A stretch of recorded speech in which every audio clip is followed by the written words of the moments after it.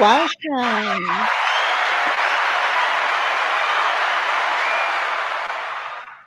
Welcome to season 4 of Pain to Power. I am your host, Marya Kazmi, also known as Brown Girl Interrupting, and I am so excited to bring you conversations that honor the truth of our journeys. Out of suffering have emerged the strongest souls. The massive characters are seared with stars. Khalil Gibran says this quote, and these words really remind us that pain shapes us, often in ways that we don't even see while we're in it. But when we give ourselves space, we allow our stories and our scars to be seen, we also give space to transformation. So here we are inspiring others, and this season we continue to explore how our struggles, those moments that we thought might break us, can actually become the very foundation of our strength. Pain to Power is about embracing our stories without shame, knowing that in sharing with them, we not only heal ourselves, but also offer hope and inspiration to others. So I am so excited to be bringing you this show on the iRant Network. And today we are kicking it off with season 4 with someone whose journey really embodies all this truth. Nisha Patel is a life and sobriety coach. She has taken her own pain and turned it into a calling, helping others to find courage and empowerment in their own lives. Please give a big round of applause to welcome Nisha to Pain to Power.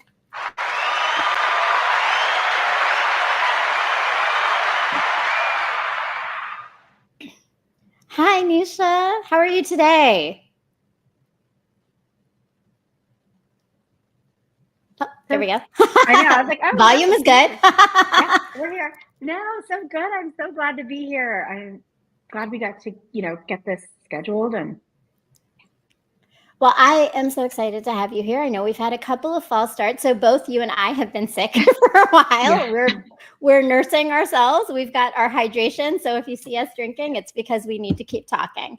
And but we are so excited to finally kick off season 4, episode 1, and for you to share your story. And I shared and I opened up with this quote, but a lot of this show, well, the show itself really is all about the idea of pain to power. So we're going to get into your story and hear so much more about everything you're doing. But I always like to know, for everyone that's coming to the show, how you feel you would describe and explain that relationship of pain to power.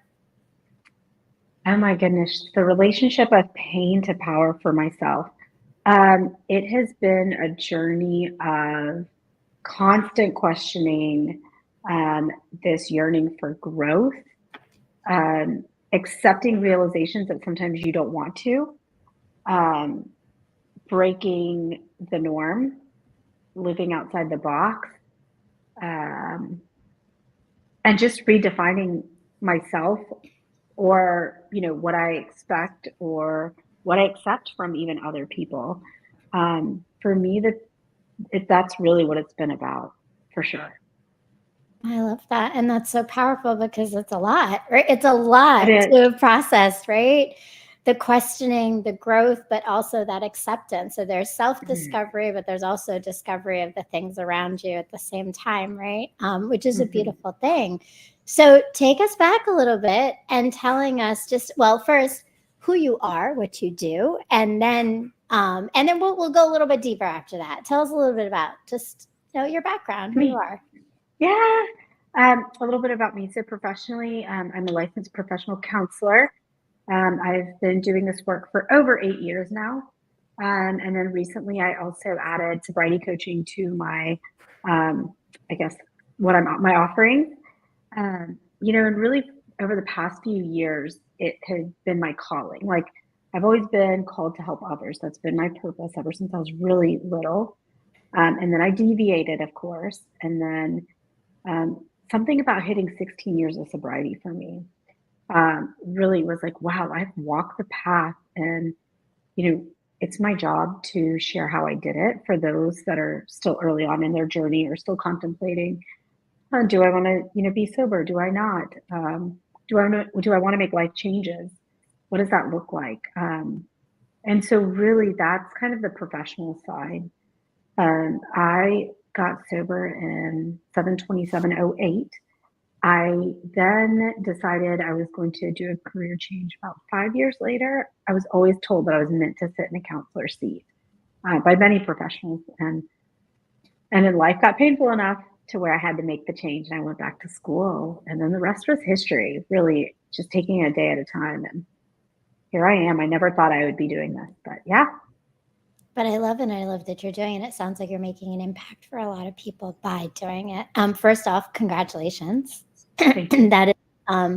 That is a feat, and I imagine something that you have to balance and think about often, right? That is part of your journey. So I want to know a little bit more though about your journey in terms of, you talked about how growing up you always were helping others, right?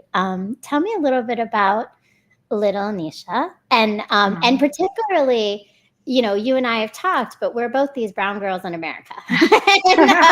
Yeah. And I actually heard this very interesting phrase recently called bicultural. I never thought of it like that, but that's really what we are, is bicultural, right? Yeah. Like we Yeah. have been, and you particularly, right? Like navigating two different cultures.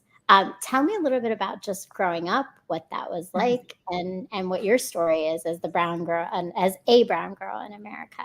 Yeah, for sure. So I was born in a little city in Georgia. My siblings and I were probably the first Indian kids to go to our school. So really just, out of our leagues, always trying to fit in, be a part of, but always knowing that we were always different, right? There's something different about us. We lived in a different place than everybody else. So always had that nagging thought. But, from early on, my dad played sports. And so that's what we did. And really where I felt like I fit in and where I had a place was when I played soccer. I was just like I was just like my friends. I was just like my peers, right? Like there was no difference. There was no, oh, you're the brown girl and we're the other, we're the white kids or we're the other kids. Like it wasn't that. It was just like we were all had one goal in mind, and that's what it was. And my parents were part of a big Indian community growing up, so it's not like I wasn't also a part of that community. But there was also this other community that I was part of. It's a part that was my age. I didn't have many Indian kids that were my age. I think maybe one or two girls. That's it. The rest were boys. So, right. And my parents didn't ever force us to just hang out with, people in our community. We were allowed to have friends. I had Jewish friends growing up. My best friend was Jewish growing up. I mean, I was at her house all the time. So I really didn't get that. I felt like when I went to college, I definitely felt this. And you and I talked about this, where it was crazy to me because other Indian people were actually like, I don't know how to even say it, but they were just judgmental towards me because I was friends with American people, white people, Black people, Jewish people, like people from all over, and I mean, I was coining nicknames. Like I was white girl Nisha, I was sorority girl Nisha. And I was like, this is crazy. My own people were just like ostracizing me. It, and it was one of those like, whoa, where I actually felt like I fit in with other people more. Actually, most of my life. And I mean, and we have talked about that's a thing that we both have struggled with, is that brownness and finding the space of that brownness. But I think, just thinking about the trajectory of all the things that happened to you and all the decisions that you've made, from college, right? That age, right? Like what kind of like beliefs and ideas do you think, having that bicultural experience the way that it was, did you internalize about your own understanding of yourself? For me, if I wanted to be myself, then it would be with my friends that are of different cultures.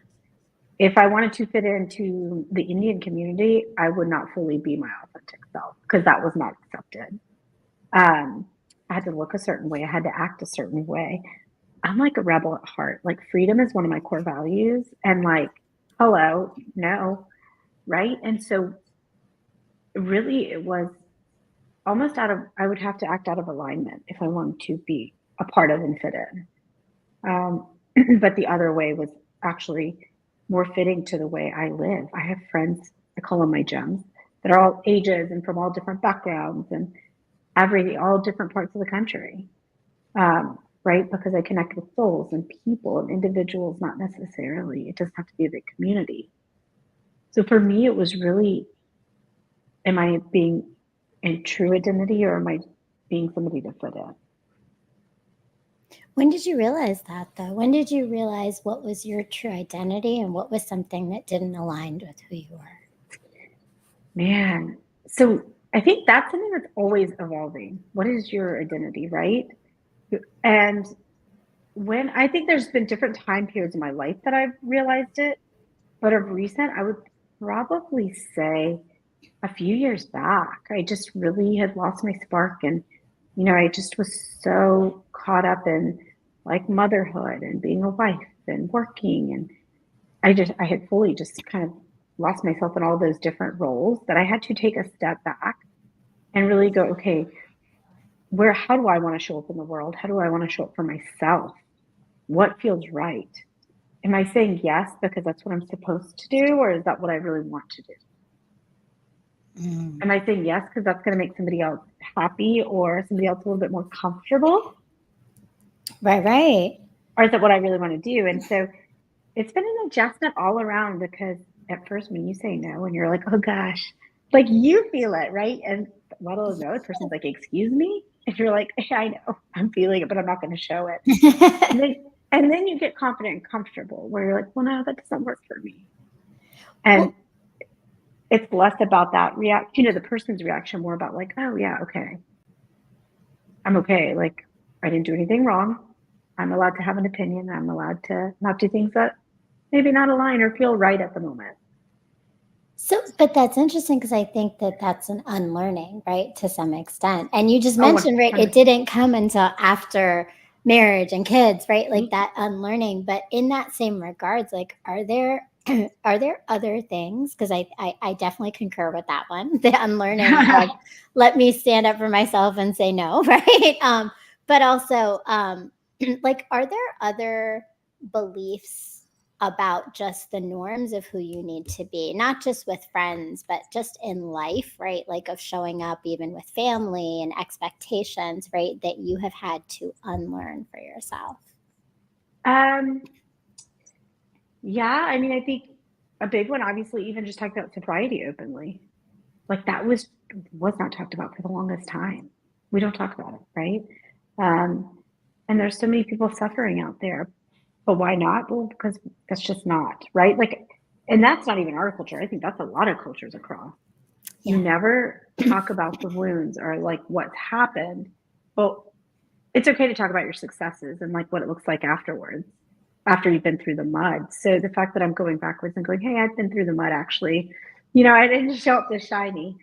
That's breaking a norm. Talking about it. That's a huge norm. It's a huge one. One of my friends said it. She's like, man, South Asians are just starting to talk about mental health and therapy. And like, you just like kicked that door open with talking about some recovery. And I was like, I know, in that Nisha style though. She's like, kinda, yeah. And I was like, I don't know, it's called to do it. And so, that's breaking a norm. I think other ones could be, even personally, like, I'm into exercising a lot and I lift really heavy weights. I think a lot of times Indian girls don't do that, right? Mm-hmm. I played sports growing up. I played soccer. Girls don't do that. They dance, right? They do Bharatanatyam. They do all of those things. I didn't do those things. So I've always done things that I guess were not the norm necessarily. But like the sports and the athleticism was accepted in my home. Mm-hmm. And with my family. So it was never an ordeal, but for society, it was definitely different. And that's an interesting point too, right? Like, I think that norms are different, like based on either your home or the outside world or school. It just depends, right? They all shift and change, and those expectations do start to shape how we see ourselves at times. I love that you kick in the door. I love that. Thanks. And that is what we need, but it is breaking a norm to do that because it's not so often that we talk about the challenges. It is always about the pretty picture that with the bow on it that we can sell of how great we are, how much we've accomplished. But let's go back a little bit because before you kicked in the door with sobriety, you started to have the challenge of even being addicted to alcohol, right? So, like, tell me a little bit about just what you think made you start that process, like get into that itself, into and then and how you came out of it. Yeah, so for me, it was fun. Like, but it was again like a cultural thing. I started in high school, like weekends, it was a norm. College, same thing. I mean, college was a lot of fun. We studied hard, and then we had a lot of fun, and we all did well. And then it became after college, and it was just something that became to a point where I started making choices that I did not like and that I did not feel right with. Um, And for me, I think when you have a few too many of those moments of like, oh gosh, like I didn't mean to, I don't want to, but I do it anyway. You have enough of those, you lose yourself to where you're like, enough is enough. And that's where I got, where I was like, okay, I know, and I've always had a connection with God, always. Um, and literally, I remember being like, okay, I have a bigger purpose on this planet. I don't know what it is. But if I continue down this path, I'm not going to fulfill it. And literally, that was kind of like my turning point where I was like, okay. And I became miserable enough and like sick of just the cycle to where then I was like, okay. I was like, hey, fam, like I've got to, get some help around this. And they circled me, surrounded me, got into some therapy and worked through a lot of stuff. Because honestly, it wasn't the drinking that was the problem. It was that, so that became a solution to just coping with life, whether it be celebrating or mourning or boredom or whatever it may be for you. The fact that that's the solution you turn to, that's the problem. Or at least that was my problem. Yeah. Right. But And so that's huge though, right? Because you're getting to the root of what it is by that's it. starting to recognize that there's a problem in it Well, itself. and when you take that away, when you take your solution away, that becomes a problem. Then you go, oh my gosh, I have a whole bunch of baggage I have to unpack and deal with and heal from. Um, and that's what I did. I literally, I had, like recovery support people, and then I had my social support people. And there were two different groups of people. It was, and that's how I kept it. I kept it like that on purpose. Like my recovery people always knew what I was doing, where I was. And the people that were my age or, probably whatever, doesn't matter where they were from or their background. They didn't have my whole history and they didn't need it at that point. They just knew me as Nisha that didn't drink. And that was enough. Mm-hmm. Right. And I say that, I mean, I lived that way for many, many years because I was still creating my solid foundation and figuring out who I was and doing a lot of healing work. So what was the hardest part of that time frame for you, of that really coming to sobriety? The hardest part of coming to, honestly, it was so unaligned with me. It was like a relief for me. I don't mean to sound cheesy. Like I really don't. But it was like when I could get a little space to stop relying on something to numb emotions or whatever it may be, I I didn't look back going, oh no, I miss it. I just felt like I got to the point where it was so unaligned with me that it was kind of one of those things where it was like, okay, like put my head down and move forward. And not head down and like I'm sad, but like let's do the work to get to a better place.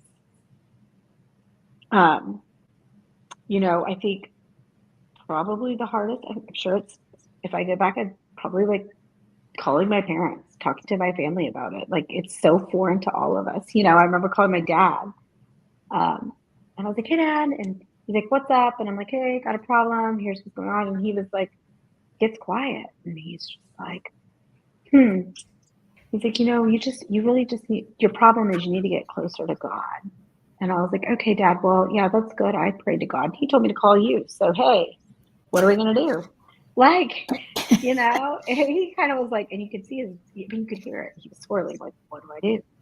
But I wasn't foreign to him. I'm sure he's dealt with it before with other family members. He wasn't going to tell me then. But I'm sure, it wasn't a new thing, but it was a new thing with children and with a woman, new. Yeah. Yeah. I mean, and I think that you demonstrate a lot of the vulnerability you had to be willing to have to go through that process too, right? Vulnerable with your dad and vulnerable in saying that that you need help. I think even culturally, sometimes that's something that we don't do. um, Oh, and absolutely. and that's a hard thing. And it's a hard thing, I think, sometimes for others to even accept that there's vulnerability around them, right? Yeah. But so all of this led you then to, you said you are a licensed professional counselor. I mean, that journey in itself, I mean, was part of this process leading you to that as well, you Mm-hmm. feel? So tell us Yeah. about that a little bit. Yeah. So I'll go all the way back. When I was 5, I wanted to be a teacher. I've always wanted to teach or help in some way. Like my mom's like, you didn't really need Barbies, you didn't need toys. If I gave you pen and paper, my dear, you were happy. And so that's all I wanted. But then as you get older, you also get guided in what you should major in career paths. And teaching was not on that list. So so it was marketing for me because I was good at it and it helped me. Um, so then after I got sober after a few years, I kind of knew for early on that I was meant to be a therapist or a counselor of some sort. I didn't know how I was going to do it. So it sat with me for a really, really long time. And I kept hearing and getting the feedback. And then again, life will make you so uncomfortable that you must change, right? And my husband now, my fiance then, I remember had this dream job. And one day he comes home, I'm like crying. And he's like, why are you crying? You're like the most positive person I know. Like, what is happening? And I was like, well, my boss asked me for this stuff and it's not part of my job. I don't know. Like, it was just a strange thing. He was like, you know what? It's enough. Go back, go to school. We know we know what you're meant to do. Get it done and become a therapist. Really. And that's what I did. Again, did I have it all written out? Like, I'm going to be this specific type of therapist and then I'm going to pivot this way. I didn't. I literally just took it step by step. As answers were given, I took the steps. And then that's what led me to being a therapist. And I specialized in DBT, which is dialectical behavior therapy, works with a very wide range of clients. People that suffer with generalized anxiety, depression, all the way to those that actually self-harm or have suicidal ideations as well, or have been hospitalized for attempts. So wide range, but I was called to do that work, so I did it, and I do it. And then a little further down, I got into Reiki and hypnotherapy. Again, it was just something I was drawn to. So when I'm drawn to something, I will get curious, try it myself, learn about it.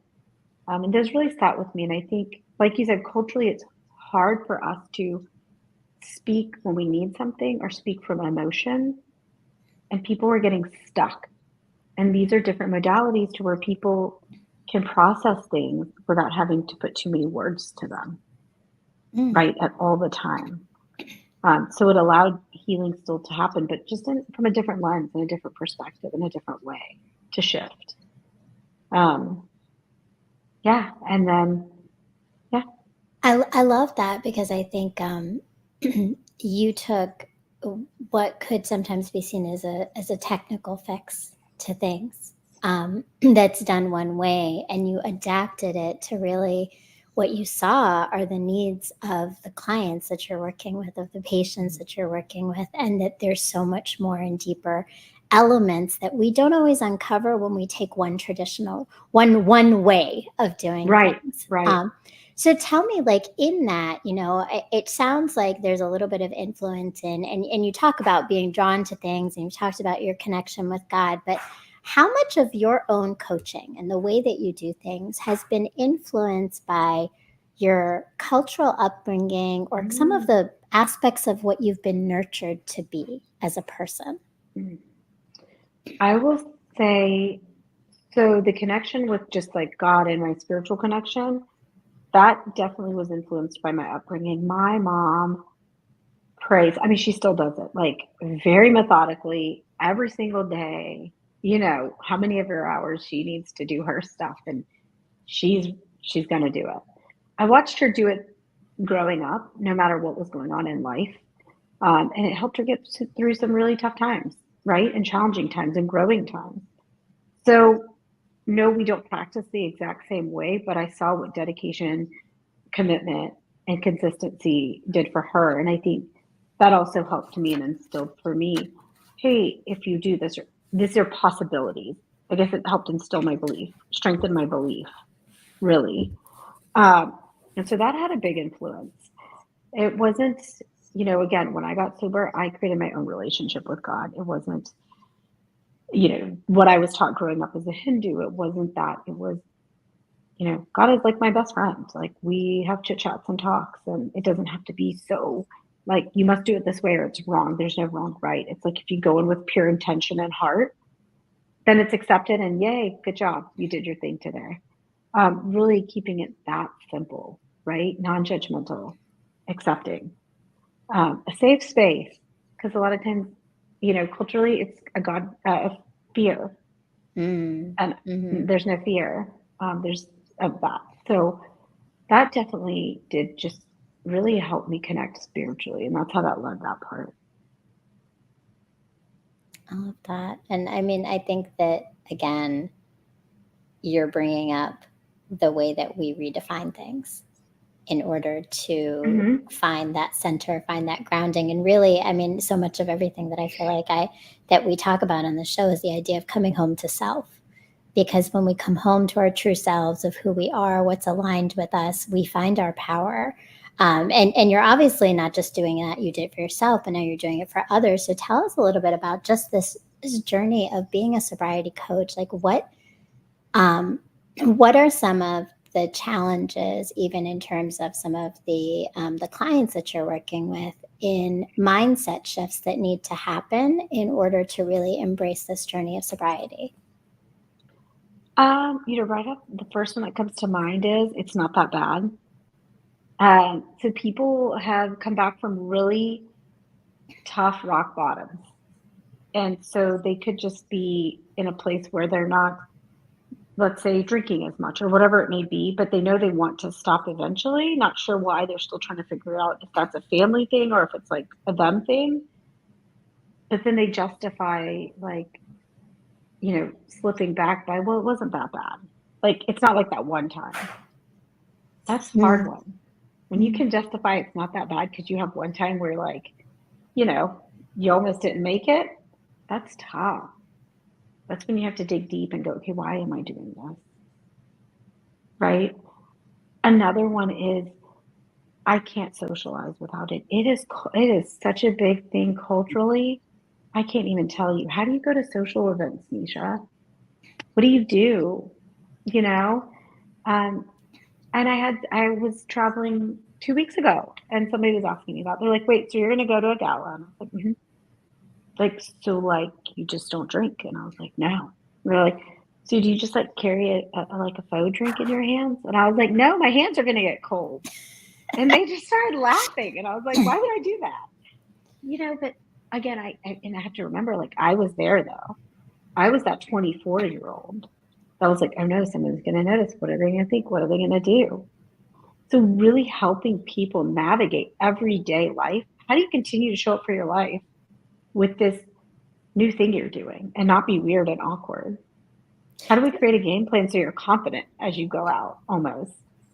Yeah. Well, and is that a cultural thing though? I feel like as you're saying it to me, it's this idea of perception that I feel is so much a cultural norm of South Asian culture in particular, is that emphasis on what will others think, what will others see, what will others say.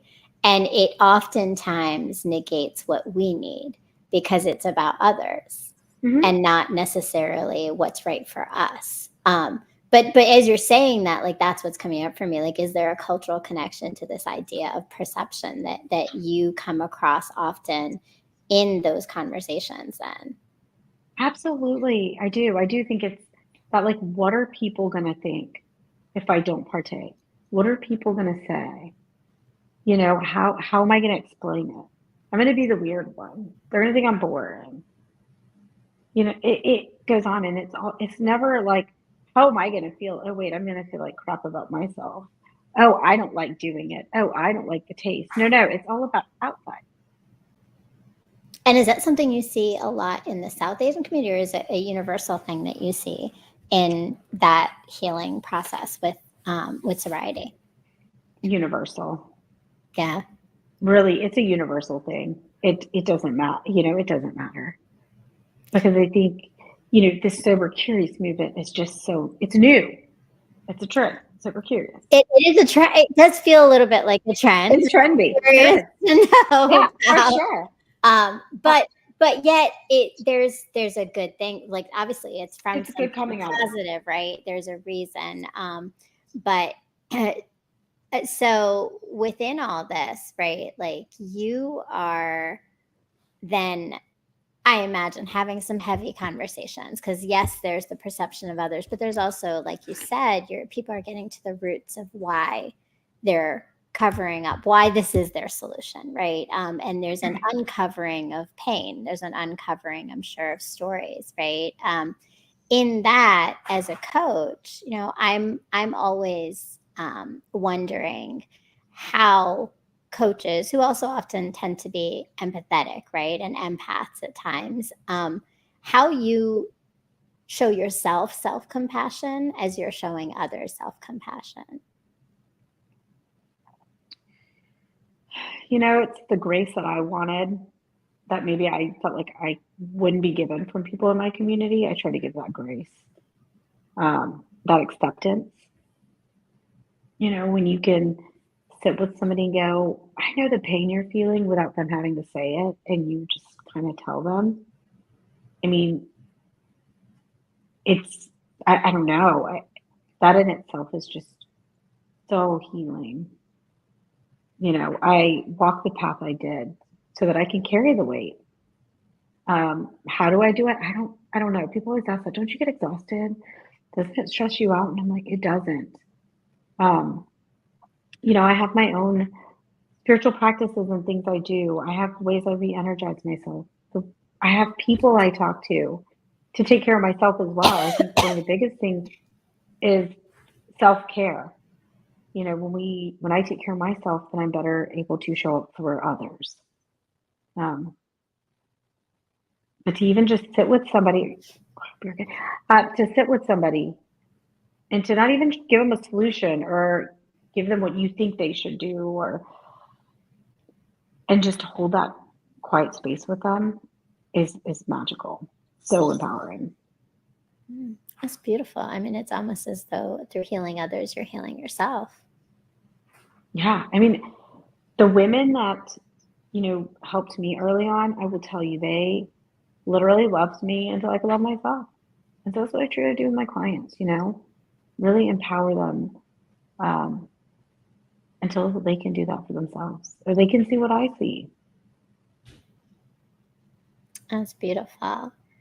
And so, you know, with all of this, you do still need to take care of yourself outside of this. And you know, I think that this in and of itself is a journey. And I always feel that the pain to power journey leads us to these lessons that we didn't realize that we were learning even necessarily in the moment, but we reflect on later. What do you think are some key takeaways of, like, a new perspective on life and living life that this journey to where you are now as a sobriety coach has brought you to?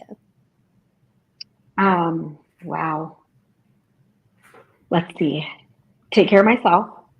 You said it, like self-care. Um, I have people in my life that remind me to do that all the time. Um, I I often forget that because helping others, I get so empowered and invigorated, and I feel so aligned when I'm doing that, but I tend to forget myself. So stepping back, taking care of yourself, it's okay. Um, it's important to be intentional about the people in your life who you spend the majority of the time with, who you talk to every day, as well. Um, Never thought that was as important as it is now more than ever. And I wonder if that's just like an age thing or a phase thing. I'm not sure, but definitely that's been a big one for me. Mm-hmm. Um, and the awareness of like, am I people pleasing or am I doing something because I really want to? And it was so interesting because I was on a podcast not long ago and we discussed that. And Hillary, who was the host, was like, yeah, her therapist had told her people pleasing is really just a pretty way of saying you're manipulating somebody. And I was like, oh my gosh, you're so right. Because you're getting them to do something you want to do by pleasing them. They're going to either behave a certain way or do a certain thing. And I mean, this is Oh, very right. like, That makes sense. this It's is, control, it, right? it's very intertwined. Like it's like an in-depth thought and conversation, that we were Mhm. going down. But I was like, oh my God, she's like, it's just dressed up. And I was like, yes, it is. Makes sense. It does Yeah, make sense, yeah, especially I think we're yeah. talking about just like house and, coexisting with people. And well, if I clean it the way they want me to, then they'll be happy. And if they're happy, then I have this home that I wanted to create. Like it just, you can apply it so many places. But so like, let's be real though. Like and I say this because I myself am a recovering people pleaser. And like I am like, I think Yeah, and it's an evolution because I think there are moments where you fall back into what's comfortable, what maybe you did as a kid, what maybe yeah. Hmm. allows you to have relationships that might otherwise be difficult to have with people, right? And so Hmm. Hmm. acquiesce to that, right? And Absolutely. but I wonder, like for you, if you think about some recent moments for you where you talked about being aware, what are the Hmm. things that you have to be aware of, or that you've been like kind of like in enlightened to now know and be aware of in yourself, to recognize when patterns that you're trying to eliminate from your behaviors are coming back again? Hmm. When I say yes without thinking, like I want to do everything all the time. Everybody, yes, I'll help you. Yes, I'll do this. Yes, I'll do that. Queen of it. So I've taken a lot of practice this past year of being like, let me get back to you. Let me think about it. This may seem so easy and elementary to some people, but like when you're a yes person, no, right? No is hard. When you're a yes person, no is hard. Or No even just to feels hold like on. you're offending someone by saying it, right? Yes. Or And you're I just love it saying, because I just saw a comment in here. Welcome to our I Rant family. I saw Whiskey Girl in here, and throw that comment. I think most women are socialized to be people pleasers. I agree. I think there's definitely a gender role, a dynamic in there as well, right? There's culture, there's religion, there's gender. There's so many different aspects of it, and being a no person is hard. It's almost like a sacrifice you have to make. So yeah, what has pushed you to move to being that no person in those moments? yeah. And even if not a no, a pause person, a person that pauses. And you know what it is what I realized is when I'm out of alignment or like when I'm in that yes, like do, that's literally just like a fight or flight for me. Like that is my fight or flight response is to be hyper productive. Most people are like, yeah, it's amazing. Yes, for tangible things and getting stuff done. But that's when I'm most out of alignment with myself. Hmm.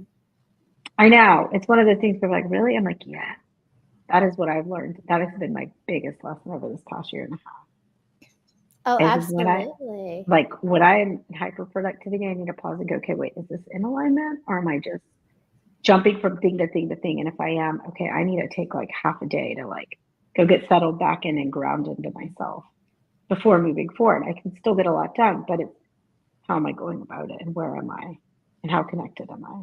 Mhm. Well, I appreciate you saying that, because I think the pause is important. So pausing is key, and I think it's an interesting thing, and I don't know if you notice this, but like sometimes productivity and hyper productivity is actually a coping mechanism from avoiding other things, and I don't know if that happens to you as well, but it's and therefore the pause is almost like feeling like I'm not being productive, which means I'm not worthy. And there's almost this connection that productivity means worthiness as well. Yes, I can totally relate to that. I think that was something that was uncovered within the last several years for me too. Well, if you don't produce, then what does that mean? What does that mean? You know, And that what are question, you?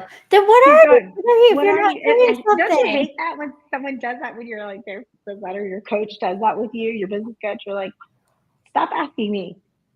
Um, but yeah, it goes down to, well, if you couldn't do what you do or you couldn't produce or give what you give to others, like, would you still have value in the world? Like, and like having to sit with that and go, huh, would I? Do I truly believe that I'm valuable even if I couldn't do all of these things? Right. And I think sometimes I really believe it's often a self-imposed belief, because I don't think everyone Yes, else sees our absolutely. worth and value that way. Now, there are some people who have transactional relationships with us. And yes, if you're a transactional person in my life, then that's probably what you want, is something to validate, like something to exchange, right? And then I have to have a worth of something to give you. But the genuine people in our lives don't only value us for the worth of what we produce. And that is a hard thing sometimes to come to the conclusion of, I know. And it has been hard for me, so I would say, so I understand that. So we're going to take a very quick break for a commercial. In addition to this show, I am a writer. This is just a little piece of some of my writing. And I'd just like you to take a moment and learn a little bit about my writing and the blog that I have been doing for several years now. And then we'll be right back in a moment. Hi, my name is Marya, but you are soon going to know me as Brown Girl Interrupting. And what I mean by that is that very soon, hopefully, you're going to be following my blog. I am a writer, and I started writing because I was married, I had children, and then my life changed when I separated, and I did a lot of learning and reflecting and growing in that process of change, because change always leads us to that. And I've decided to share that with the rest of the world, because sometimes hearing that someone else is going through the same thing as you, or understanding and putting words to the feelings and experiences we're having, helps us to heal from them, or grow from them, or learn from them. And so that's what my blog is. It's writing about life, healing, relationships, parenting, dating, marriage, pain, love, mistakes, growth, and coming out whole still in all of it, as a human, flawed, but always open to new things. So that's my life, that's my journey, and it's written in this blog. But my hope is that you are going to go to www.browngirlinterrupting.com and join and subscribe to the blog and read all about my story to help you maybe gain some perspective on yours. All right, please do go and check out my blog. I write about all of it, the healing when it comes to just being an individual going through the healing journey, but also being a parent, and the relationships and dynamics between parents and their children, and just my journey as a brown girl. So please go check out the blog. Make sure you like, you comment, and share, and pass it along. So We are back with Nisha Patel, who is sharing her story of being a licensed counselor as well as a sobriety coach, and talking about just your own journey to get to where you are in healing. So, you know, the purpose of Pain to Power really is to provide tools for others, because I think everyone is going through pain. And so it may not be that the audience member that's listening right now needs a sobriety coach in this moment, but Right. they're a journey of pain that I feel like all of it aligns. And you kind of talk about it, is that if a substance is your solution, the question is, what has been all of the problem that really led to that need for it, right? So as you think about what you've learned and what you've taken away from the conversations as a coach, from your own journey, what are some of those takeaways that you can say are some tools for our audience to do their own healing, Yeah. to understand themselves better? Yeah. One of the first things I'd say is, when people hear sobriety, they go immediately to substance. And, it's not just about alcohol or a certain drug, right? This is any behavior that numbs you or disassociates you from your life, that gets in the way of you being a productive human being or the person you want to be. It could be soothing through food, soothing through exercise, um, Netflix, shopping, right? Just honestly looking at what's the intention behind these and how do you feel after you do this behavior. If you're questioning it, probably need to observe the relationship and what's going on there. What are you trying to disassociate from? What are you numbing from? What are you trying to avoid? What are you trying to feel better about? Second, you know, if you don't want a coach, look at therapists. And not all people are going to fit immediately. So you may have to find one or two or three people before you find the right fit, but remain curious to that.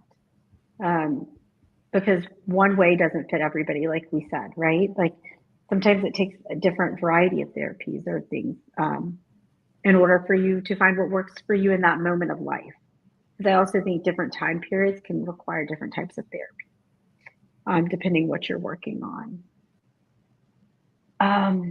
Give yourself grace, give yourself compassion. It's tough. The fact that you're even admitting something's off is a big deal. So hats off to you for giving an honest look at what's going on. And, you don't need a massive community of people as you're starting this because it's scary and you're like, what am I even doing? I don't know. Find one person you can lean on, talk to, and just be rigorously honest with, right? That will be there for you when you mess up. We'll call you out before you mess up and celebrate you when you win. We all need that person. So it only takes starting with one. You don't have to have a big group.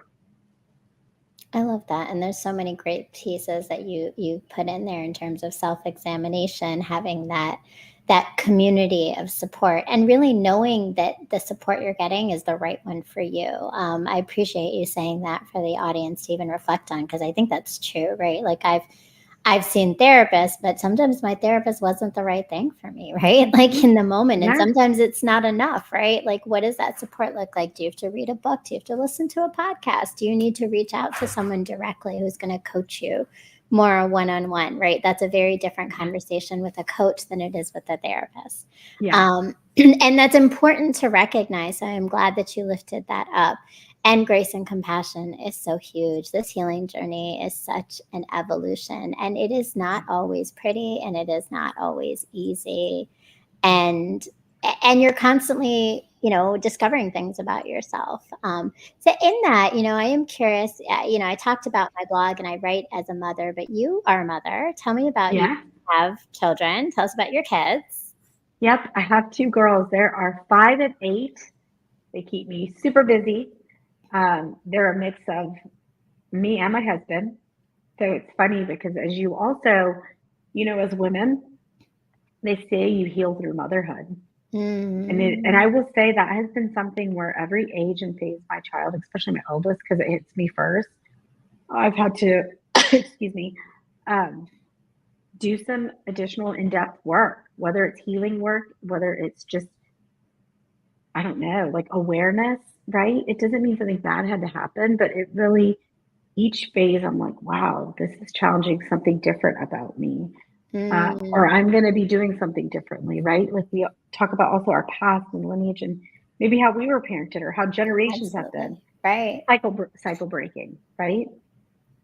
Choosing to do it differently is difficult day in and day out. We're not going to do it perfectly, and what works for one kid may not work for the other. Are there some particular things that you've had to choose differently in as a mother of daughters that you maybe didn't have yourself? So for me, we're very open with our daughters. I go ahead and already like tease them about boys and things like that. Like I could never tell my mom if I like somebody or if I dated somebody. Like that was just like, heck no, don't even talk about it. So I try to make it a common conversation because I want to normalize it for them. I know it's probably going to come down the road and I want them to know, oh, cool, I can talk to mom or dad or whoever in the house, right? I think that one, knowing that they have a safe place to go to, letting them speak out all their emotions, whether it's like, whether I want them or not, whether they make sense or they don't. I let them express themselves, whether they're valid or not. And then we talk about, okay, let's go to solution versus you can't cry or crying doesn't solve problems. We don't say that. Like you have emotions. Okay, let's work through them. Right. I give them skills. And then we go to the rational teaching versus just jumping to teaching. And me, myself, like, it's a lot of restraint, like, not just sometimes you want to just be like, on your children, right? So I will tell them, I'm like, mom's brain has gone wonky. I'll be right back.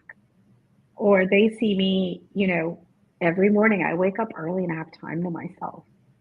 They know mom needs to go walk in the morning. Mom does her meditation prayers in the morning. That's how I get centered. So even if like we're on vacation and I just seem like a little quiet or like tense, they'll be like, do you need to go for a walk, mom? Like, it's like they know that that's how I self-care and get breathing. They know that it's a good thing to give self-care. I think there's a lot of Mm-hmm. stigma. And again, I think just both of us being South Asians and having similar cultural backgrounds, and that like the stigma of self-care being a selfish thing is very dangerous to actually being centered, being grounded, to be able to be those parents we want to be, to show up for our kids. So it's necessary. And to model it for your daughters is huge. And I love that. And I think I saw also Whiskey Girl made a comment. I wanted to make sure we honor that. Thank you so much again for joining us and being in the chat. I think there was a comment here from Whiskey Girl about community.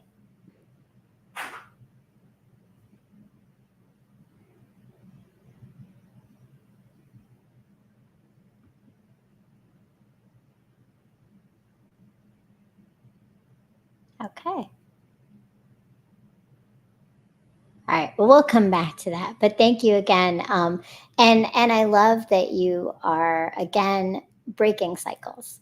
Breaking cycles is huge and so important. And I think that empowering our daughters is truly some of that healing work that we are doing for ourselves and for that next generation. And that is massive and really important in and of itself. So thank you so much for your time today, Nisha. I think you've shared a lot with our audience and you've shared a lot with me, which I appreciate. Now, I would love to know what are some of the projects that you're working on right now and how might people follow you? Where do they go? Yeah. So, excuse me, y'all. I'm also recovering. So you can follow me on Instagram. Obviously, it's Nisha Patel Coaching. You can go to my website. It's www.theniche.com. Some things you can be looking out for in 2025. I am partnering with Jiva Mental Health, and we are actually creating a mental health sobriety support group. So that's a big thing. And there's a few other groups that I may also be supporting along the way. So stay tuned. My goal and my purpose is really just to help as many as I can out there that may be looking for community or looking for a place that they can come to, as well as those that just need one-on-one individual support. Really, that's what my coaching was about, and that's why I did it, because I realized that community can seem very intimidating and scary, and especially if you haven't made the full commitment of like, oh, I want to stop whatever it is, or I want to quit, but you're in that like weird phase, or you keep just making the same mistake over. Really, it's for me to guide you and help you one-on-one and do that in-depth work. So then if you are at a place where you do want to find a group or community, I can definitely aid and support in that. But I think a lot of times, especially with South Asian groups, can be intimidating, and I realized that. And I mean, look at me. I was not in the South Asian group at all. I didn't know any Indian person that was in recovery,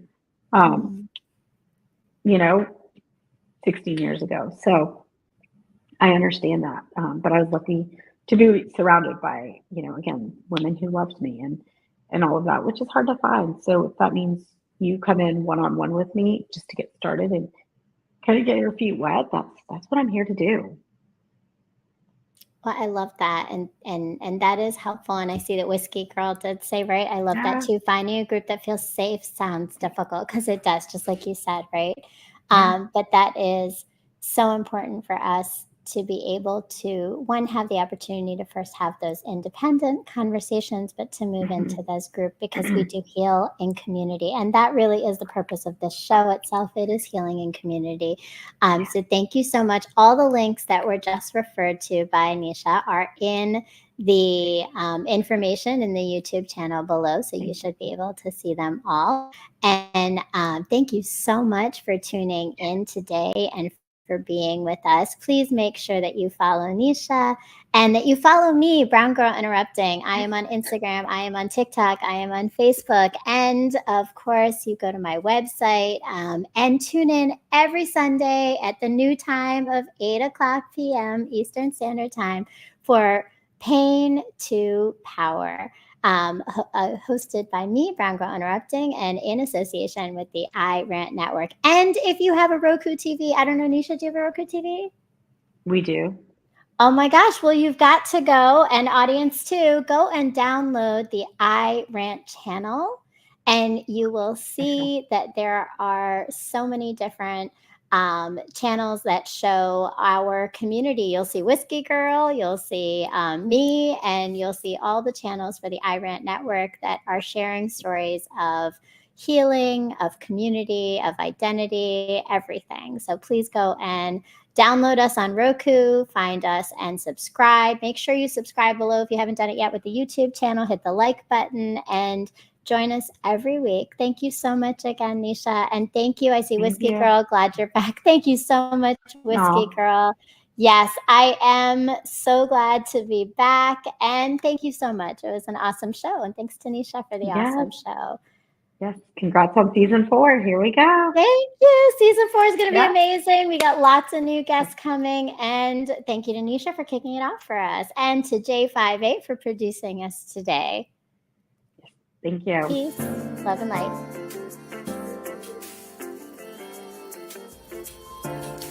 My world has slowly crumbled around me countless times, and every time I rebuild with the pieces I've been given to birth something so transformational and beautiful that no one else knew might exist before it was shown to them. These moments tend to coincide within my romantic path. The universe has been telling me to focus on the revolution and not romance. It has over time given me the tools, resilience, and light to turn my pain into power. And only now do I see that the key to this always resided in the love and knowing I had in myself, not from the external sources of family or men. The message I have been avoiding might be that my time in this world I had existed in was not to receive love, but to put it out there for others to see, feel, and heal through. Revolution before romance moves pain into power.